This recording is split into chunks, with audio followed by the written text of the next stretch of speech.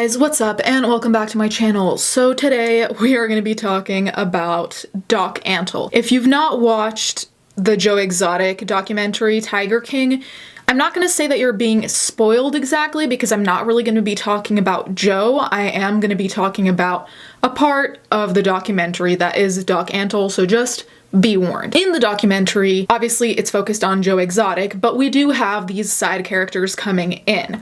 The thing is, so a quick note I want to make is if you don't know about the documentary Tiger King, it's essentially a documentary about a guy called Joe Exotic, and he has a bunch of tigers. He had very weird relationships with people, but it's really focused on the animal aspect, so everyone else who's looped in is also in the tiger realm. So that's all you really need to know. Okay, bye. First of all, it's hard to decide who's the biggest asshole because all of them are assholes. Every single person, like 99% of them in the documentary. The documentary sometimes segues into talking about other people in the community, and I found that Doc Antle just creeped me the fuck out, and we were given really alarming information and then they just move on. They'd be like, yeah, he kind of has a cult, but anyway, and you're like, wait, rewind. So today we're gonna talk about Doc Antle and why he's fucked up, essentially. So he's one of those cringy people who, you know, go to India once and then think they've found themselves and then think they've identified with Indian culture to such a degree where they rename themselves an Indian name that I'm not gonna butcher, so I'm gonna just refer to him as Antle. Anyway, he's an American wildlife enthusiast, trainer, and business person. He's the founder and director of the Institute for Greatly Endangered and Rare Species, tigers, very creative, in Myrtle Beach, South Carolina.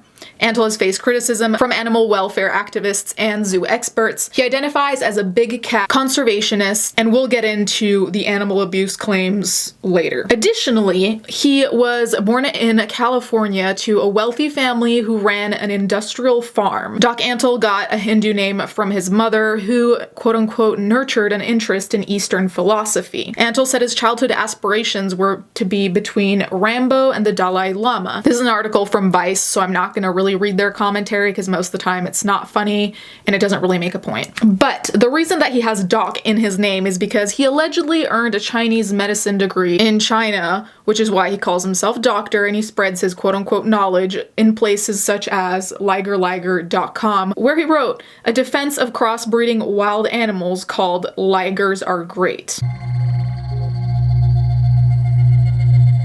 So one thing that became evident in the documentary is that Doc Antle's private life is interesting. It seems like he is in polyamorous relationships, which if it were just that, whatever, dude, do whatever you want.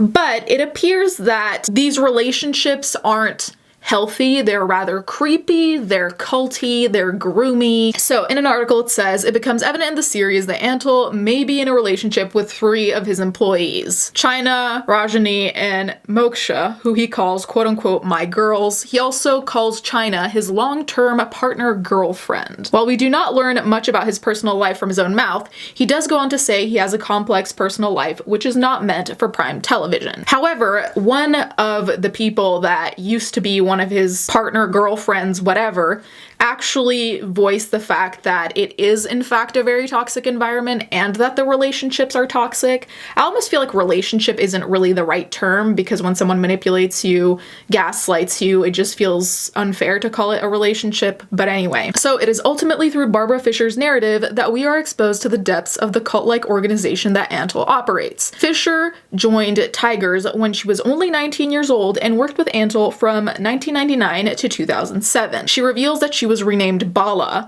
and that Moksha was actually Meredith, China was Michelle, and Rajani was Renee. However, names are not the only thing Antle controlled about his girl. He also decided what they would wear, which was mostly provocative in order to lure more people in. Then, this is where it gets even more creepy in my opinion. Fisher further reveals that she was given breast implants, something that she never decided herself. She also stated that in Tigers, Antle chose young and often virgin girls, his apprentices, and how they were expected and willing to sleep with him. She describes Antle having sex with these young women as Shaktipat, divine touch with penis, and spoke of how these women formed a deep bond with him as their first sexual partner. There's a lot to unpack here. So first of all, controlling someone's appearances to the point where you not only change their name, and granted, maybe the name changing was partially their choice, maybe to feel closer to him, to feel like a family,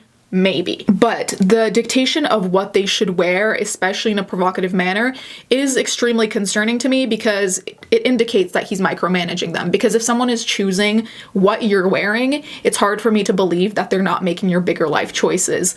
And I'd even suggest that because he's controlling the smaller parts of their lives, they probably feel powerless. Because imagine waking up in a life where someone not only chooses your name, but literally the smallest choice, like the most almost irrelevant choice of what am I gonna wear today, is not even yours. There's something of really disgusting about that because it takes away almost your entire personality. Because if you're not making your choices, you've changed your name, and then you can't even express yourself through what you're wearing, how do you express yourself at all? Fisher did say that the whole breast implant situation was kind of like she was piloted, almost like she turned her brain off and they pretty much just made the appointments for her without ever being like, hey, is this something you'd want to do? It shouldn't be someone else being like, yeah, you need that. That's toxic, disgusting, absolutely not. But I think a thing that's very interesting is how Doc Antle was not pleased with his portrayal in Tiger King, and we're gonna see a second part of this because there's an actual statement,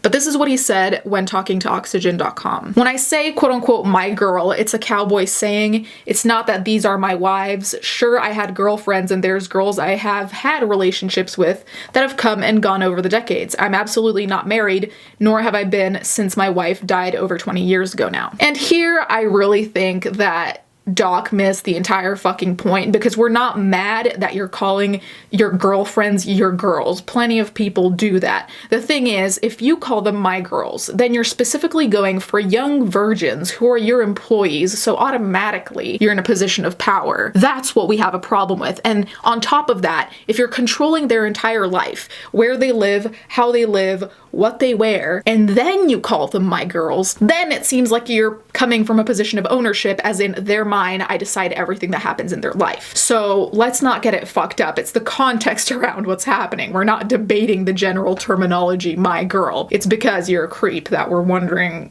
what the fuck is going on. And I have to stop a minute and pause on the concept of him specifically choosing virgins. That feels stereotypical cult in the sense of we've all heard of sacrificing a virgin. So I don't know if he was going for that, but genuinely that really does concern me as well because not everyone reacts to losing their virginity the same way, certainly. So I'm not claiming that all of them were swooning over him because they lost their virginity to him.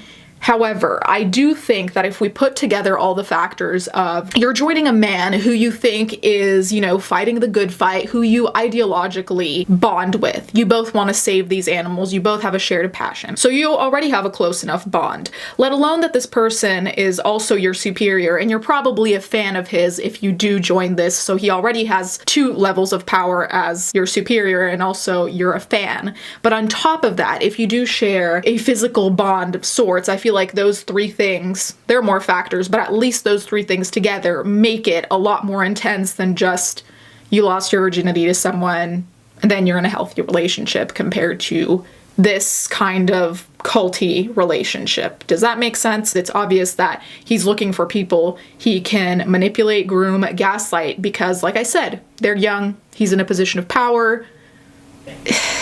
The way that Doc responded to what Fisher said is also very telling because it's very aggressive, and I understand if someone's coming at you claiming things, you're probably not going to be happy, but at the same time, if you respond in an aggressive fashion, it doesn't make you look good because on the contrary, it makes us feel like, is she pointing out something you didn't want people to know? While talking about Barbara Fisher, Antle even went on to say that she was not his apprentice, but worked as a babysitter for his children. I don't know how this is really that relevant because the facts still remain. However, this seems hard to believe given the photographs Fisher shows of herself from her time in Tigers. Antle dismissed whatever Fisher said, expressing that her words are, quote, the ramblings of a crazy child who has a lot of, in my opinion, issues, and somehow those have boiled up. It's interesting that now she has issues now that she's not under your thumb anymore, but for all the years that she was with you and you were controlling her, then she didn't. What a coincidence, truly. So, Antle has run into the law. In 2019, his property was raided by the authorities, but he claimed this was nothing to do with anything mentioned in the Netflix series. Men's Health wrote that in a report from ABC 15 News, Antle said that authorities came to the premises because lions in his park were apparently descendants of lions from another animal park that had closed because of animal cruelty charges. So that in of itself doesn't look good. And he did post a short YouTube video, and I mean, I could put it, but it's literally him being like, they're just doing due diligence, everything's good here, no need to look, we're all good. Which obviously, why would we not trust him? Why would you not trust a cult leader who abuses animals and uses them as props and is overall an asshole? Then it goes on to say, while it seems somewhat unfathomable that the authorities would mistakenly come to his property and accidentally find relatives of the lions in question, he apparently got let off and no further action was taken. This isn't the first time he caused controversy when it comes to animal rights. PETA wrote a whole piece about his questionable animal rights record, writing, Doc Antle has a long history of violating the Federal Animal Welfare Act, including by endangering the public and by failing to provide animals with needed veterinary care, sufficient cage space, and clean water. Let's just look at what Doc Antle's Instagram looks like today, really to drive home the point that yes, he really does use them as props. And if you watch the documentary, you're already entirely aware. So this is his Instagram. It's full of videos of people with like a tiger in a pool trying to look like they just came out of some shitty rap video. We have our favorite dumbass Logan Paul. Case shut. If Logan Paul has anything to do with it, it's automatically garbage. So I think that in and of itself says something. Then here we just have another typical picture just to show you that they are props and that he's using them in that way. So then remember how I mentioned that he was in favor of crossbreeding with the ligers, so a lion and a tiger? Well, here there's an article with an image of his son, and it says a 705-pound liger bred in the US has been compared to a prehistoric saber-toothed tiger. The 5-year-old feline named Apollo is the hybrid offspring of a male lion and female tiger. Incredible images of animal conservationist Mike Holston and Cody Antle taking Apollo for a walk in Myrtle Beach put into perspective just how huge he is. Some have compared him to the largest species of prehistoric saber-toothed tiger, which weighed up to 880 pounds. Now, I'm not really going to be here to debate the ethics of all of this. I do think it's unethical.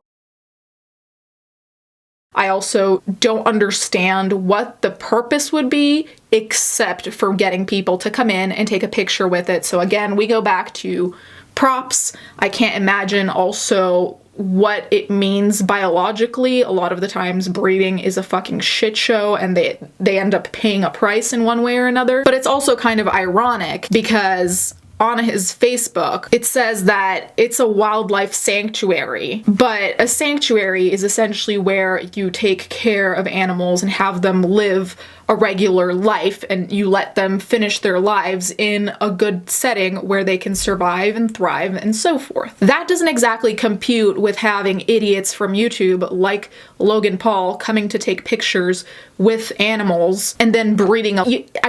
It doesn't really compute in my brain how those two things go together. So I also do think that he's using the term sanctuary in his own benefit to kind of seem a lot more benevolent than he actually is. I didn't find evidence of this, but in the documentary there were allusions to the fact that he would kill baby animals, essentially, especially in the cat family. He would euthanize them once he didn't have a use for them because, of course, people gravitate towards baby animals, and I don't know if he just thought that, once the baby wasn't a baby anymore, it was end of, essentially. And people had even said that they would hear gunshots in the night, but nobody really knows. It seems kind of like an unspoken thing that everyone kind of thinks, but there's no confirmation of. Lastly, this is how Doc Antle responded to the documentary, which he obviously thought painted him in a negative light. I don't really know how positively you can paint him once you just see the facts, but anyway, it says, "We are very disappointed that our facility was mentioned in the new Netflix series. We can only assume it is because Doc Antle has been such a high-profile wildlife personality for so many decades that his association would create more buzz. It is important to understand that this series is not a documentary. It's sensationalized entertainment with paid participants. Tiger King is the bizarre story of Joe and Carol and their feud. These characters are not representative of experts in the wildlife sector of world-class facilities like ours here in Myrtle Beach. Myrtle Beach Safari has been recognized by the state of South Carolina as one of the preeminent wildlife facilities in the United States. We've also received international accolades for the critical role we provide with our qualified captive breeding programs and our global conservation efforts of threatened and endangered species. Myrtle Beach Safari adheres to all USDA guidelines and our animals are treated with the utmost care. We never have had a USDA violation and work collaboratively with various state and federal wildlife agencies to ensure our animals receive the very best life each and every day. Over the decades, we have heard every sort of fantasy scenario regarding our facility. Many of these less than flattering mistruths have been manufactured by those in the animal rights movement that oppose animal ambassador programs of any sort." And then, very classily, they end up plugging myrtlebeachsafari.com. It's funny to me that they equate not ever being caught to automatically being innocent, because yes, you may be innocent and therefore there's nothing to catch, but also you may be extremely fucking guilty and you just hide things well. To me, that statement is stupid also because in the documentary, Doc did reveal things that did make him look bad. So even without that negative spin, you still look terrible even from what the insiders have said. So I don't know why he was so surprised. I don't know if he expected them to be like, this guy is amazing and has never done anything wrong in his life. Anyway, I digress. Let me know what you think in the comments down below. Do you think he is the creepiest of them all? I'm not sure. He's up there, but let me know. Let me know if you want to see a video about one of the other kind of like side characters from the documentary. I'd be happy to do that. Thank you guys so much for watching. Thank you to my patrons as always, and I'll catch you guys next time.